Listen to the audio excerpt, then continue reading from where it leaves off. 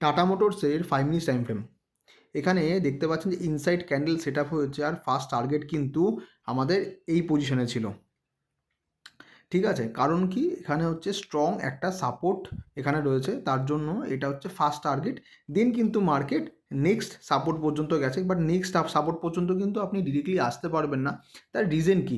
তার রিজনে হচ্ছে first support পর্যন্ত আপনাকে কিছু প্রফিট বুক করতেই হবে, রিমেনিং কোয়ান্টিটি আপনি কিন্তু এন্ট্রি পয়েন্টে রেখে বাদ বাকিটা ট্রেল করতে পারেন।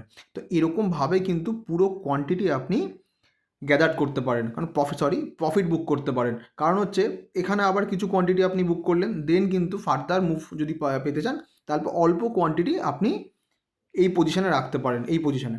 বিকজ তাহলে যদি এখান থেকে যদি মার্কেট মুভ করে যায়, দেন কিন্তু এসএল হিট করে যাবে, আর যদি নিচে যাওয়ার হয় তাহলে এখান থেকে মুভ করে যাবে, কারণ তো নেক্সট সাপোর্ট পর্যন্ত। তো এরকমভাবে যদি আপনি প্ল্যান ওয়াইজ যদি ট্রেড করেন, তাহলে কিন্তু আপনার প্রফিটেবল হওয়ার চান্সেস অনেকটা বেড়ে যায়। হ্যাঁ, আচ্ছা, আরেকটা জিনিস আপনি ভালো করে লক্ষ্য করে দেখবেন, এখানে কিন্তু এন্ট্রি পয়েন্ট পর্যন্ত মার্কেট এখানে আসেনি। এখানে কিন্তু মানে আপনি দেখেন এই উইপটা ছেড়েছে, উইভের এখানেই কিন্তু মার্কেট রিটেস্ট করতে এসছে। কারণ হচ্ছে যখনই এরকম উইভ ছাড়বে, সেখানে কিন্তু একটা সেলিং প্রেশার থাকে, তো সেই পজিশানেই কিন্তু আপনাকে এন্ট্রি নিতে হবে। তখন কিন্তু আর একদম এন্ট্রি পয়েন্টে মার্কেট আসে না। তো এই ছোটো ছোটো জিনিসগুলো খুব ইম্পর্টেন্ট আপনার ট্রেডিং জার্নিতে। তো এই ভিডিওটা দেখে যদি আপনি কিছু হেল্প হয়ে থাকে, অবশ্যই শেয়ার অ্যান্ড সাবস্ক্রাইব করবেন। তো থ্যাংক ইউ সো মাচ।